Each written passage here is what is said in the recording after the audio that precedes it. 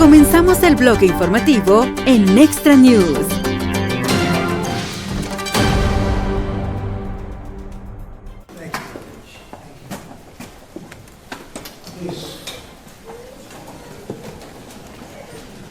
Nice crowd. I even hear a young, beautiful voice in the background, and that's good.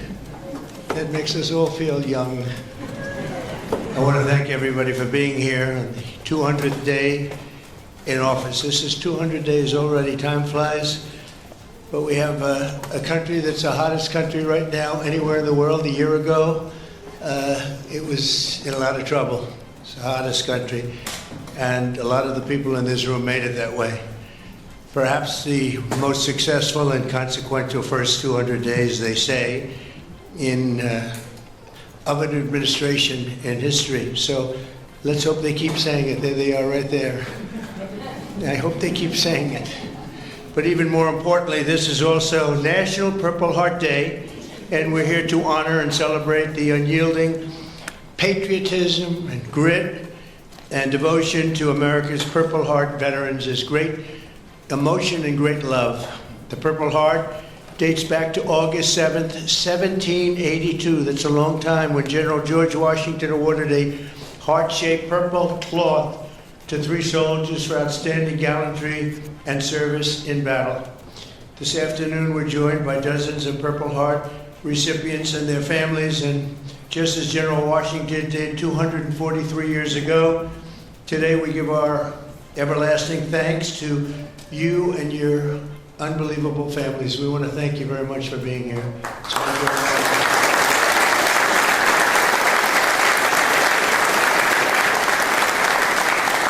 We're also joined by American patriots who love our military and our veterans, including Secretary of Defense Pete Hegseth. You're doing a great job, Pete. Thank you. We're working hard together. Secretary of Veterans Affairs with 92% approval rating, I hear. It's a record. Doug Collins, thank you very much, Doug. The Director of National Intelligence, Tulsi Gabbard. She's got a lot of interesting things happening in the last few months. Keep it coming, Tulsi, keep it coming. Chairman of the Joint Chiefs of Staff, General Dan Kane, my friend. He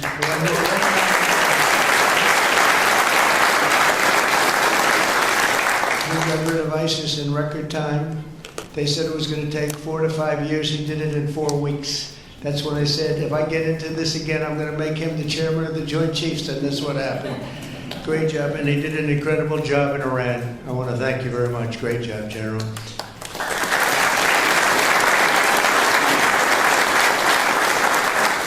Deputy Secretary of Energy and Purple Heart recipient, James Danley. James, thank you very much, James. Honor recipient, Captain Paris Davis. Thank you. Where are you? Where might he be? Oh, look at you. You're better looking than I am, I'll tell you that. Thank you.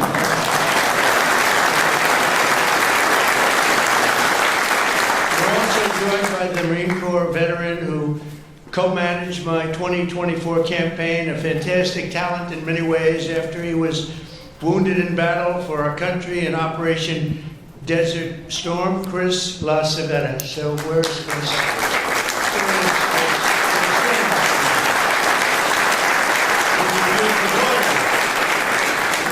Thank you very much for being with your father. It's very nice. Every Purple Heart tells a story of courage, sacrifice, and purpose. It speaks of a price paid for the soldier beside you, the country behind you, and the generations of Americans yet to come. And we have some great generations to follow. It's going to happen. Those who wear this medal ran into bullets, faced ferocious bombs, and shed their blood on the field of battle. We will never forget what they did. We will always use them as an example of bravery and courage and strength. And we will also always think, when we look at them, of our great American flag. We want our great American flag to be strong, and it's stronger than ever. Since day one, my administration has used every power we have to fight for those who have fought for America. In 6 months, we have reduced the backlog of veterans' waitings, and that waiting list was very long, Doug, wasn't it, huh? For the benefits, and it's 37%. So it's just, is that all you did, Doug? 37? I don't know, huh? That's incredible, actually. You're getting tremendous marks, and we appreciate it very much. We processed more than 2 million disability benefit claims this fiscal year, on track for the most ever. In fact, not even close. We're slashing wait times at the VA medical centers, and we're bringing back VA choice and VA accountability. As you know, we had it, and then the previous administration, let's go with the Biden administration, they decided to get rid of it. And you know, choice is where if you wait in line for an extended period, or you're not going to see a doctor for a while, you have the right to go out and get a doctor, and we'll pay for it, and you get yourself all fixed up real fast. You don't have to wait 6 weeks, 8 weeks, months like they were doing. And VA accountability, I'm very proud of those. We got them passed. Actually, Doug, you were a member of Congress when we did. You helped us a lot. But we got them passed in the legislature, so they're with us forever. And yet Biden found a way to not use them. But VA accountability, that's when we have bad people in the Veterans Association that were taking advantage of people, hurting people, and they weren't in prime time. In prime time, they wouldn't have touched them, but they weren't quite in prime time, and they were doing bad things. They were sadists, they were thieves, and some bad people. We had 9,000 of them. We fired every one of them, and it was a great thing. And then he put some of those people back. I don't know why they did that, but they did it. But we got them out again, I think, Doug, right? So it's good. So we had VA choice, VA accountability, something we're very proud of. I'm also working to keep my promise to end veterans' homelessness in America. In May, I signed an executive order to open the National Center for Warrior Independence in Los Angeles, California, which will house up to 6,000 homeless vets. It's going to be beautiful.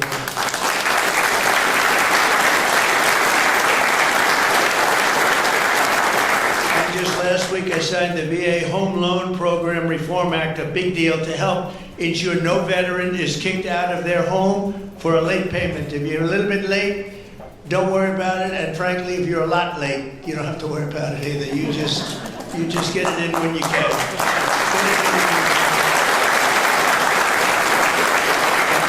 Veterans have done their duty for us, and under the Trump administration, we are doing our duty for you. Okay? That's the way it's supposed to be. One of our brave soldiers with us today is Army Veteran Specialist Kevin Jensen. In 2008, Specialist Jensen was a gunner in a Humvee racing to support a platoon ambushed by the Taliban in Afghanistan. His vehicle was hit by a roadside bomb, flew 10 feet. He flew 10 feet up into the air and exploded in flames. The whole place was in flames, including, unfortunately, Kevin. But he suffered deep third-degree burns, and all over his body he was in trouble, big trouble. Despite the agony, he selflessly ran to the aid of his platoon leader, who was engulfed, or just absolutely, everyone thought he was gone. He was engulfed in fire. "Sir, I've got you. I've got you, sir," Kevin shouted and pulled his friend to safety. Specialist Jensen earned the Purple Heart, and he's here today with the platoon leader whose life he saved, and our newly sworn-in VA Undersecretary for Medical Affairs, Captain Sam Brown. Kevin and Sam, please stand, and I know Sam very well. Sam.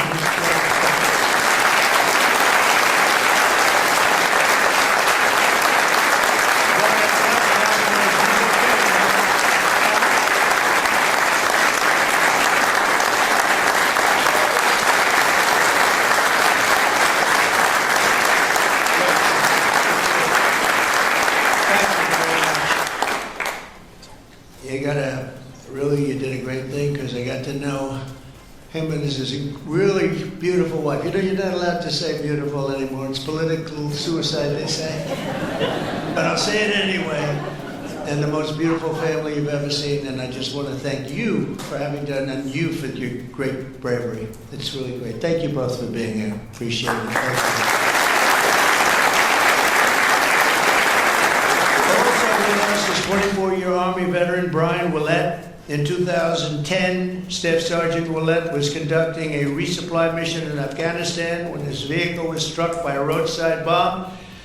You know who did the roadside bomb, right? Soleimani. Where is he? Where is he? Where is Soleimani? He was the father of the roadside bomb. They say 92% of the people who got either killed or badly hurt, it was Soleimani. He was the one that did it more than anybody else by far.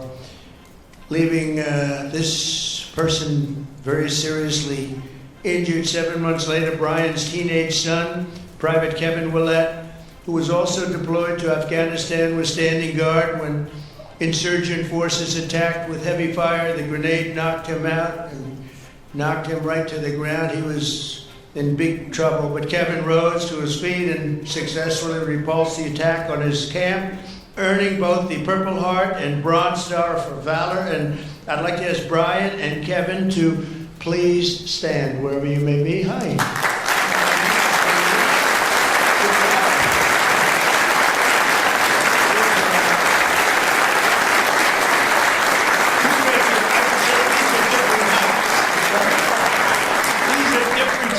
Right? But same blood, that's all we care for. He's West Virginia. That's very good. You both look great. Thank you both very much. Appreciate it. We're also joined by Marine Corps veteran Staff Sergeant Thomas Mateo, wounded 6 times during 2 tours in Vietnam. At the end of his first tour, shrapnel sliced open his abdomen and he was left bleeding and they thought he was gone. He was on the jungle floor for a long period of time, but he recovered and chose to go back and fight. Thomas later continued to protect our citizens as police chief of Hialeah Gardens and Inverness. That's 2 good places. We love those places. We love Florida. Every time I ran there, I won, so I gotta love it, right? Set records. We have the all-time record, Thomas. And he was one of the very rare 6-time recipients of the Purple Heart. Boy, you got hit. Where's Thomas? 6 times, you gotta be kidding. That's pretty tough stuff. And look at you, you look fantastic.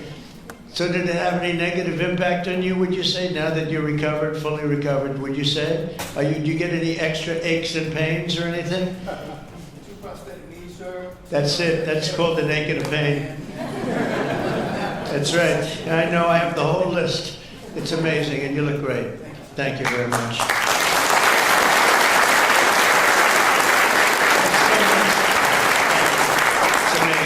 Amazing. Last year, after an assassin tried to take my life in Butler, Pennsylvania, Thomas generously mailed me one of his Purple Hearts. Many of the other veterans showed me the same unbelievable gesture of kindness, including 3-time Purple Heart recipient John Ford and Gerald Enter Jr., who also came along with us and did us a great, great favor. Gerald, John, and Thomas, I want to thank you very much. What a great honor to get those Purple Hearts. I guess in a certain way it wasn't that easy for me either when you think of it, but you went through a lot more than I did, and I appreciate it all very much. Thank you. Thank you. Where are you? Stand up, please. Please. Thank you very much. Thank you very much.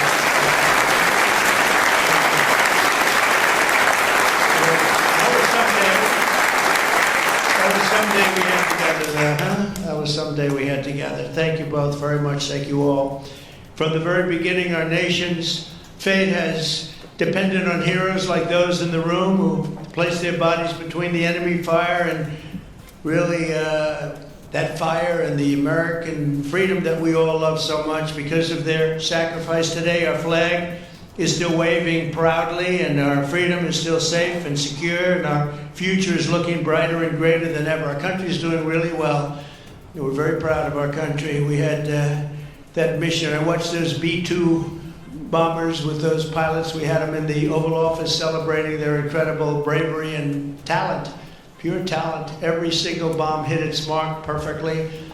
And then we had Tomahawks coming in, 30 of them coming in from submarines that were 300 miles away. They all hit their mark too. Look at this smile on you. You think that's your boy. Look at this smile. But pretty good, right? Pretty good. We had that when we celebrated all together. We actually had 52 tankers, can you imagine? We had a lot of the people over to the White House, to the gardens, and it was an incredible day. It was a day of celebration. They've been looking to do that for 22 years. One of the pilots came up and said to me, you know, we've been waiting for 22 years. My predecessors, because he was a young guy, but he said, we've been practicing this 3 times a year for 22 years. Who knew that, Pete? And I said, you mean you knew exactly what to do? He said, every single year, 3 times a year, we'd practice for that specific event. And you were the one that had the guts to do it, send us on our way. And I said, were you happy or unhappy about the fact that I said, he said, we couldn't get into the planes fast enough, right? I said, well, you guys are different, but they're really talented people and special. We've had some incredible success. But I want to give a very special thanks to all of the Purple Heart recipients that are with us today, and all over the country and all over the world, frankly. And I'll now sign the proclamation officially declaring this as National Purple Heart Day. Very special day. Thank you very much, everybody. Thank you.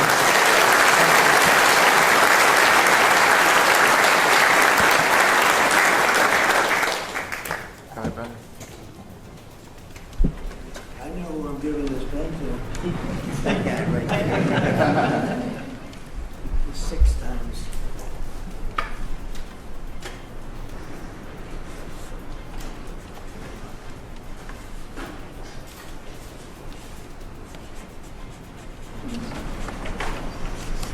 And that is not done by an auto pen.